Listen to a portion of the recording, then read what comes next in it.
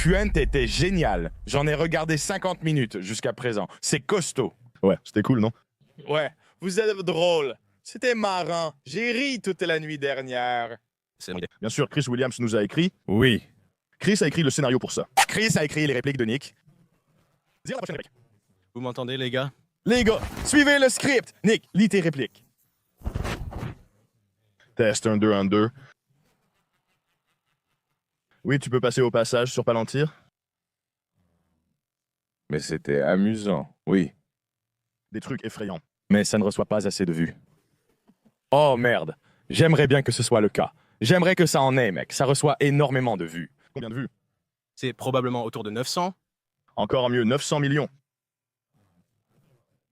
Je sais que tu aurais voulu qu'il ait seulement 50 000 vues.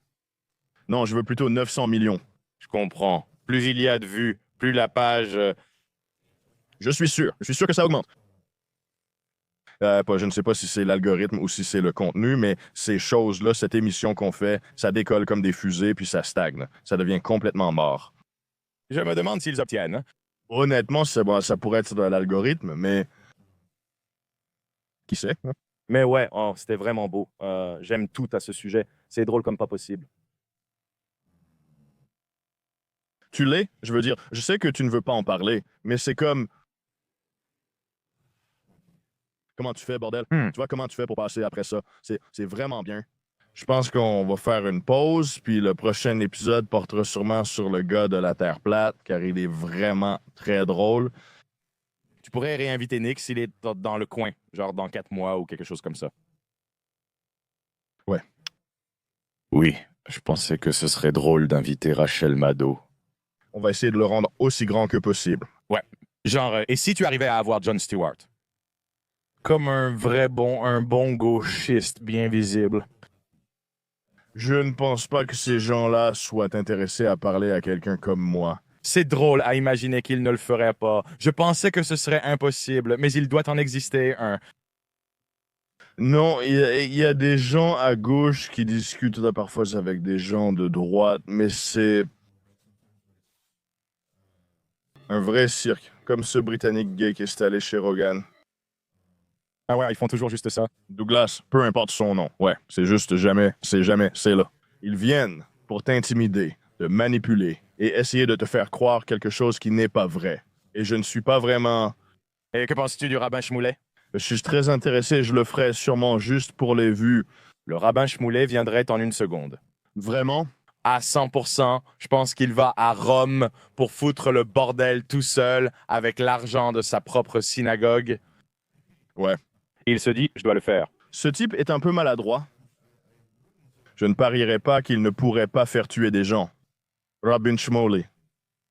Il apparaît sur des photos avec tous ses dirigeants mondiaux. C'est vraiment flippant. Je suis sûr que les dirigeants mondiaux, même les mondialistes qui soutiennent Soros, se disent « Oh non, le voilà !» Ouais. Super. Il a presque l'air humain sur cette photo. Travail remarquable.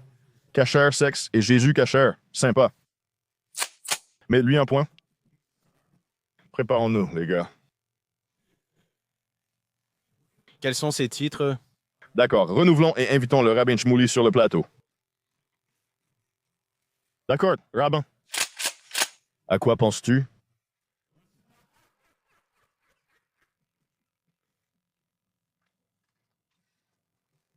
Quels sont ces titres de... Je doute qu'on veuille explorer cette histoire olympique. C'est l'homme le plus charismatique qui soit. Pourquoi est-il comme ça? Pourquoi parle-t-on de lui? C'est juste un rabbin célèbre? Et c'est une sorte d'opérateur.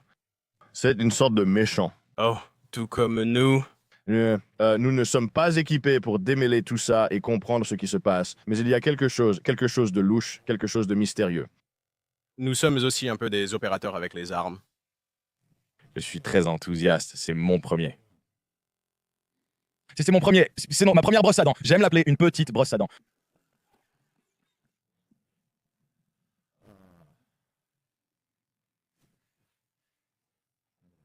Tu te souviens de la montre que tu m'as offerte? Tu l'as perdu? Tu ne vas pas le croire. Qu'est-ce qui s'est passé? J'ai une mauvaise nouvelle. Quoi? On me l'a volé Vraiment? avec une prostituée lorsque je trompais ma femme. Sérieusement? Oui. Qu'est-ce qui s'est passé? J'ai raté le pire. La putain de prostituée était un putain de mec. Et voici le pire. Je savais que c'était un mec. Ça doit être le plus drôle. Il y a 8 pires moments. Et tu te souviens de la montre que tu m'as offerte? Ouais. Elle a volé la montre et la boîte dans les papiers. Il a aussi volé la boîte, mais ce n'était pas le cas. Ce n'était même pas commun. C'était comme une prison. C'est comme la pire des nouvelles. Tu te dis, non. Ouais, c'est fini. C'est pour ça que je porte celle-ci maintenant, parce que la boîte et les papiers ont disparu et je n'arrive pas à les retrouver. Et en fait, j'ai réussi à la retrouver et ensuite, il m'a tabassé. Il m'a tabassé et m'a transmis le sida. Il m'a tabassé et m'a donné encore plus le sida. Il m'a redonné le sida. Le sida aussi. Il dit, essaie celui-là, je suis précis. J'ai dit, je l'ai déjà fait.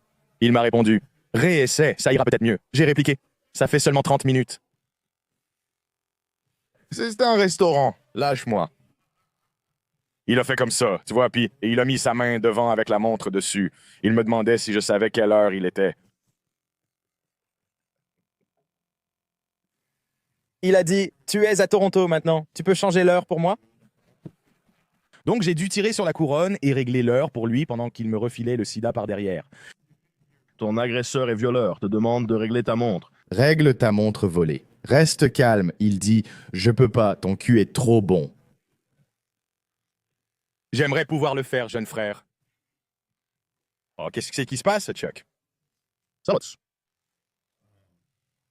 Nick t'a apporté un jouet. Oh, sympa. Oh, Je t'ai apporté une brosse à dents. j'y ai pensé. Je me disais, est-ce que c'est mon sac? Et mec, c'est celui-là. Testons-le. Je teste ces trucs. D'habitude, je tiens les armes comme ça. Jusqu'au bout. Mec, ce truc est génial. Je n'ai pas de pompe. Oh, il a aussi une mire dessus. Ouais. Mec, c'est parti. Mec, c'est cool, non? Mec, j'ai enfin mes identifiants, donc je peux le recevoir. Vraiment? Ouais, parfait. Tu peux y croire? Excellent! Je suis tellement heureux. Oh, bien. Qu'est-ce que c'était? Un permis de conduire? Oui, oui. Je n'avais pas envie d'utiliser un permis de conduire pendant plusieurs années. C'était ma façon de protester. C'est une protestation silencieuse dont je ne parle à personne, mais que je fais de mon côté. C'est entre Dieu et moi. J'ai finalement décidé d'arrêter de protester. Ah, tant mieux. Donc je peux recevoir des fusées à pompe maintenant. Ah, tant mieux. D'accord, parfait. Je débarque avec ça, Mo. Il va exploser. Pourquoi? Pourquoi? On ne sait pas encore où le mettre. Parce que c'est trop bien. Mets-le au plafond. Oui, je l'ai mis sur la porte. Je vais l'accrocher avec du fil de pêche. Rien de mieux que bricoler un fusil à pompe sur une porte pour tirer sur quelqu'un à l'ouverture. Il n'y a rien de mieux que ça. C'est vraiment drôle. Comme la tension du déclencheur dans la rue. Ouais. Des pièges avec des fusils de chasse. Ce piège est vraiment efficace, ça aussi. Tellement drôle. Ce sera un petit mot amusant pour quelque chose qui est chaotique. Piège à sang. Les pièges de Titi. Oui, comme ça. Piège à fusil.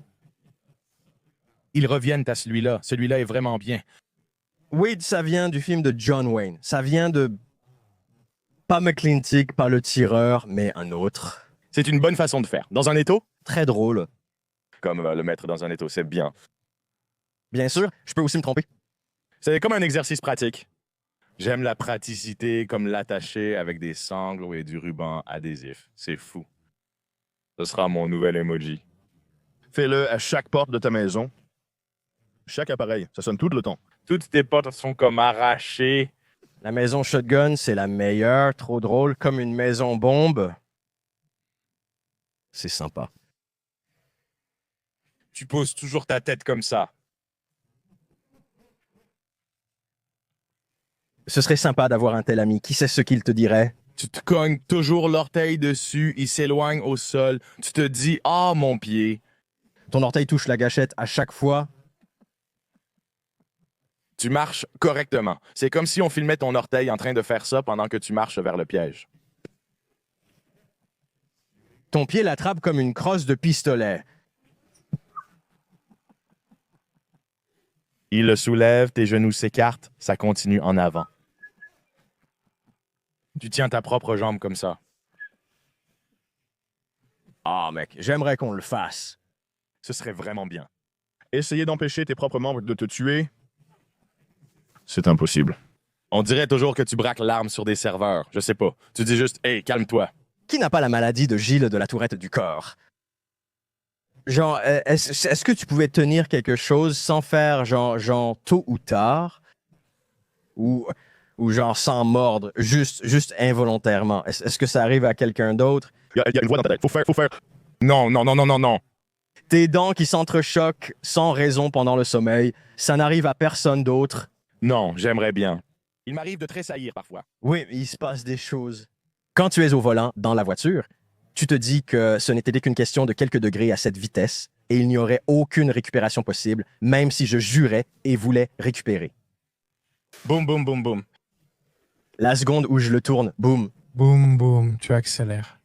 je roule, j'essaie encore de le diriger. Il y a du mouvement d'air. Attache ta ceinture. Tu éteins la radio et tu montes la clim. Tout fonctionne. Essuie-glace et feux de détresse sont allumés. Tu ouvres le coffre. Le camion démarre et s'arrête. Les airbags se gonflent, puis se vident. Tu bouges ton siège. Tu démarres. Regarde le compteur. 75. Tu roules, un flic avec un radar. Tu es à 140. Et tu prends une amende pour avoir roulé au-dessus de la vitesse à laquelle tu roulais. C'est un zoom avant. Tu vois ainsi les roues. Un banc d'essai sans piste, à l'envers. Tu fais tourner les roues puis tu freines quand la voiture est à l'envers. Regarde celui-ci. Celui-là, c'est fou. La roue de ce camion. Oh ouais, c'est complètement dingue. Je me souviens d'avoir vu ça. Oh, ça m'a fait pleurer de rire. Ouais, mec, c'est... Oh, il y en a un autre? J'étais comme... La chinoise dans la Toyota Tacoma. C'était tellement drôle. Ouais. Elle s'envole à 20 mètres dans les airs, comme un camion de dames chinoises. Je crois qu'elle était dans un... Oh, c'était une Toyota Tacoma. Comment des choses comme ça peuvent-elles être possibles? Triste. Incroyable comme c'est solide. C'est un pneu incassable. Ça et la fille chinoise qui a pris la 911 à Boston. Elle en avait une à San Francisco. Ah oui, la Porsche! La fille de Fedasa. C'est admirable de voir sa rapidité. Je n'arrive pas à croire à quelle vitesse elle allait. Elle allait à 120 ou quelque chose comme ça. Mais quelle était la raison? Ses yeux, je crois. Ses yeux avaient besoin de vitesse. Il marche seulement à une certaine vitesse. Oui, elle a dit qu'elle en avait besoin. Elle aimait le film Need for Speed. Elle adorait le jeu et a choisi d'y aller à fond. Elle était là. Une femme a eu un accident. C'est fou. Ah, mince. Oh. Yo. Elle fait un peu de karaté. Elle est karaté. Merde. Et elle fait des massages au gars dès qu'elle sort de la voiture. À ton avis, à quelle vitesse elle roule? Très vite, Oui, pour aller aussi vite. Ça craint. ça semble aller à 130 km/h. Ouais. Ah. D'accord. Elle n'a pas tenté de quitter l'État ensuite. Elle est sortie de la voiture. Elle est en vie? Non. Oui, non, non. Elle l'a fait. Elle l'a fait. Elle... Des routes menant à un accident mortel. Oh, mortel. Ah, il y en a eu un où une fille a essayé de partir. Elle était comme... Je pense qu'elle voulait s'enfuir. Ah, il y en a un où elle est partie. Elle est allée directement à l'aéroport avec un bandage sur la tête, demandant un vol. Waouh! Un vol pour la Chine, s'il vous plaît. Comme ton bras attaché à ton pantalon? Est-ce que je t'ai parlé de l'accident de Harley que j'ai vu où la femme est tombée? Non, non. Ils étaient devant une salle de sport et la moto a glissé ou a eu un accident d'une manière ou d'une autre. Et il y avait une femme à l'arrière, sur le siège passager. Et elle s'est relevée et elle a dit « Oh, je crois, il y a quelque chose qui ne va pas avec ma tête. » Le gars a dit « Tommy » et il a répondu « Non, t'inquiète, tout va bien. Remonte, on doit y aller. » Et ils sont juste partis. Il doit forcément y avoir une vidéo de ça. Non, Oh non, je sais. Tu as vu cette personne? Oui. Où étais-tu? j'étais à Workout World. Je crois que je me souviens de la ville. Je crois me souvenir de ça, à Warwick ou ailleurs. Ah, ce n'est pas ça, c'est Oakland Beach. C'est exactement là que c'est arrivé. Tu es sûr que tu étais à Oakland Beach? Si je voyais ça un jour, je serais... Oh, c'est fou. C'est la meilleure chose que j'ai jamais. Elle est tombée. Ce n'était pas comme, bah, tu sais, la moto n'était pas détruite parce qu'ils sont repartis avec, mais ce n'était pas non plus à basse vitesse, genre sur un parking. Oups. Elle est à gauche, à droite, ou est tombée en arrière, oui? Je ne me souviens pas. Oh, mec. Chris, on pourrait éteindre mes enceintes. Oh, oui, désolé. Tu les entends? Oui. Oh, c'est ça y est, de la musique. Je croyais que tu entendais, genre, non, du bruit blanc. Un truc, je me suis dit, Michael Keaton. Du bruit blanc pour toi. Tu veux devenir fou? C'est exactement ce que mon beau-père a dit de faire. Il disait, bah, tu prends juste un truc comme ça et tu le craques. Ça suffit pour faire peur aux gens. Je le crois. C'est tellement bien. Ouais. C'est drôle. Tu as ce fusil à pompe, non? De la même taille. Moi, j'ai un Benelli M4. Un Benelli M4 à l'intérieur, une version unique. Ouais. C'est parce qu'il a un skin spécial. Il y a un revêtement que les gens veulent, mais il est un peu plus rare. Ce fusil à pompe est vraiment cool. Ouais. Quand j'étais là-bas, j'ai demandé « Est-ce que les chromes 1911 sont gays? » Et il a répondu « Non, ils sont gros. Et j'en ai un. Où es-tu allé? Le DNL. DNL? DNL à Warwick. Et quand j'étais là-bas, regarde cette arme. Cold 19 on Stalo TILO Gold Cup.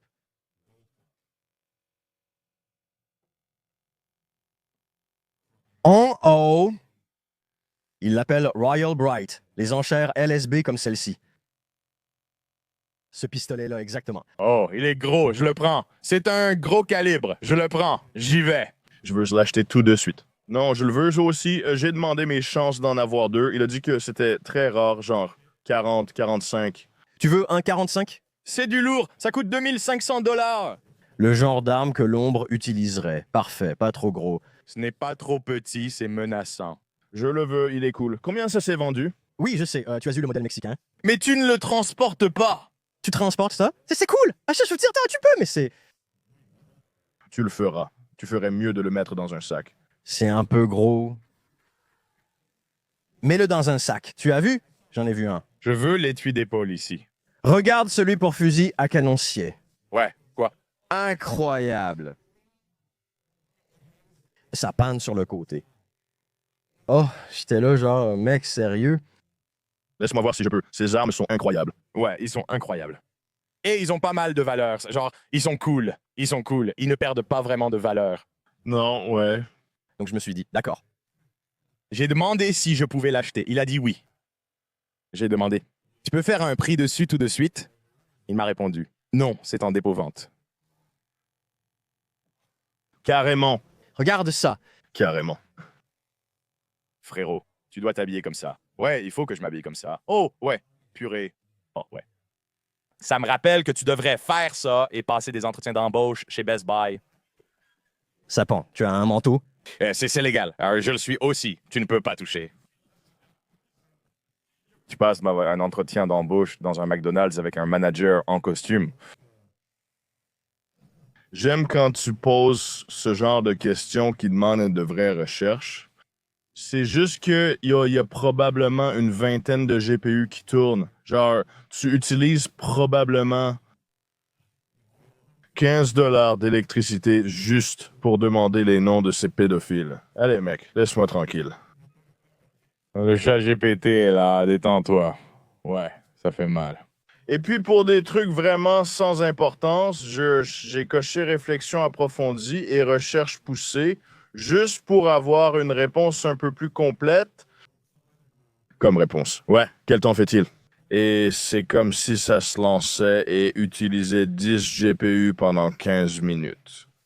Exactement. La météo de chaque jour durant les 1000 dernières années. C'est une question de chiffres et de moyennes.